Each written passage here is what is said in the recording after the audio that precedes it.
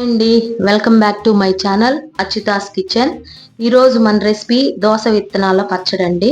ఇదో ఇక్కడ దానికి కావాల్సిన ఇంగ్రీడియంట్స్ ఉన్నాయి, చూడండి చూపిస్తాను. ఫస్ట్ 250 ml దోస విత్తనాలు, ఇక్కడ ఒక చిన్న ఎర్రగడ్డ, తర్వాత ఎండుమిర్చి ఒక కప్పు, అంటే 20 ఎండుమిరపకాయలు తీసుకోండి.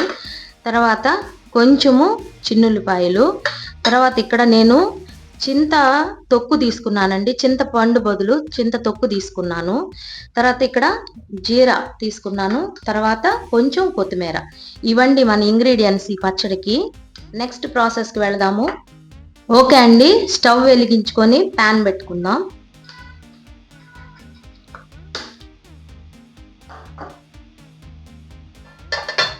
ప్యాన్ పెట్టేసానండి. ఇప్పుడు దోస విత్తనాలని డ్రై రోస్ట్ చేసుకోవాలి.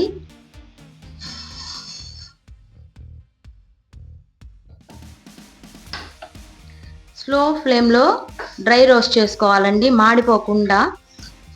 అవి చిట్టపట అనే వరకు మనం వేయించుకోవాలి. అసలు ఆయిల్ కొంచెం కూడా వేయకూడదు. ఓకే అండి, లైట్గా దోరగా వేగుతుంది చూడండి. ఇక్కడ ఈ పచ్చడికి మనము ఏ ఇంగ్రీడియంట్స్ తోటైనా వేసుకోవచ్చు. అంటే నేను ఎండుమిర్చి తీసుకున్నాను, మీరు పచ్చిమిర్చి తీసుకోవచ్చు. దాని కాంబినేషన్ టమాటాలు వేసుకోవచ్చు, చింతపండుతో కూడా చేసుకోవచ్చు. ఓకే అండి, చూడండి చిట్టపట అంటని ఒకసారి గమనించండి. అవిగోండి చిట్టపట మనకి పైకి పేలుతా ఉన్నాయి. ఇప్పుడు స్లోగా కొంచెం ఒక మినిట్ మనం అట్లా కొంచెం వేయించుకుందామండి. స్మెల్ వస్తుంది, మంచి స్మెల్. ఈ దోస విత్తనాల పచ్చడి ఈ మధ్య కాలంలో ఎవరు తిన్నట్టు కూడా నేను చూడలేదండి. ఒక 20 years బ్యాక్ మాత్రం మా అమ్మమ్మ వాళ్ళు తినేవాళ్ళు. మేము అప్పుడు తిన్నాము. ఆ రెసిపీ మీకు చూపిద్దామని ఈరోజు ట్రై చేశాను. చూడండి, ఇది వేగిపోయిందండి. ఒకసారి చూడండి చక్కగా. ఇట్లా మరీ ఎక్కువగా వేగకూడదు, మాడిపోతే చేదు వస్తుంది. దీన్ని మనం కొంచెం నెక్స్ట్ వేరే ప్లేట్లోకి తీసుకుందామండి. బాగా వేగినాయి, వేరే ప్లేట్లోకి తీసుకుంటున్నాను. చూడండి, 1 టేబుల్ స్పూన్ ఆయిల్ వేసాను. ఎండుమిర్చి వేసుకుందాం. ఈ ఎండుమిర్చిని కూడా స్లోగా నీట్గా ఇట్లా వేయించుకోవాలండి. స్లో ఫ్లేమ్లోనే వేయించుకోవాలి ఎండుమిర్చిని. ఇలా చక్కగా వేగిని చూడండి ఎండుమిర్చి. ఇంకా అయిపోయిందండి, స్టవ్ కట్టేసేసుకుందాం, ఆపేసేస్తున్నాను. ఇప్పుడు నెక్స్ట్ ప్రాసెస్ ఏంటంటే వీటిని మిక్సీ పట్టుకోవాలి మనం. ఓకే అండి, ఇదిగోండి జార్ పెట్టేశాను. దాంట్లో వేయించిన ఎండుమిర్చి వేసేస్తున్నాను. నెక్స్ట్ దోస విత్తనాలు వేస్తున్నానండి. తర్వాత కొత్తిమీర, చిన్నుల్లిపాయలు, ఎర్రగడ్డ,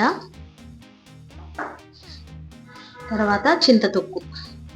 నేను ఇప్పుడే సాల్ట్ వేయట్లేదు, చింతతొక్కు కొంచెం కసిమిగా ఉంటుంది కాబట్టి చూసుకొని అప్పుడు మనం వేసుకుందామండి. ఓకే, జీరా లాస్ట్ గ్రైండ్ చేసుకొని వస్తానండి. ఓకే అండి, మిక్సీ పట్టాను. పచ్చడి ఇలా వచ్చింది, చూపిస్తాను చూడండి ఎంత చక్కగా వచ్చిందో. బాగా వచ్చింది పచ్చడి. ఓకే అండి, పచ్చడి ఇదిగో గిన్నెలోకి తీసుకున్నాను. దీన్ని తాలింపు వేసేసుకుందామండి. ప్యాన్ పెట్టుకుందాం. సిమ్లో పెట్టాను చూడండి. 1 టేబుల్ స్పూను ఆయిల్ వేసుకుందాం. కొంచెం నూనె కాగిన దాకా ఉందాము. తర్వాత పోపు దినుసులండి.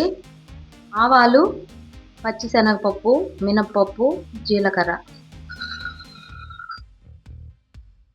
వేగినాయి. నెక్స్ట్ ఇప్పుడు మనం ఎండుమిర్చి వేసుకుందామండి.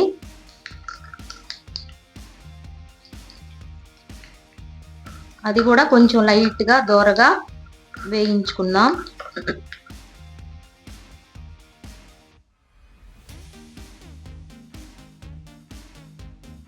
ఓకే అండి, తాలింపు దినుసులు, ఎండుమిర్చి, చిన్నుల్లిపాయలు, ఇక్కడ కరివేపాకు అన్ని చక్కగా వేగిపోయినాయి చూడండి.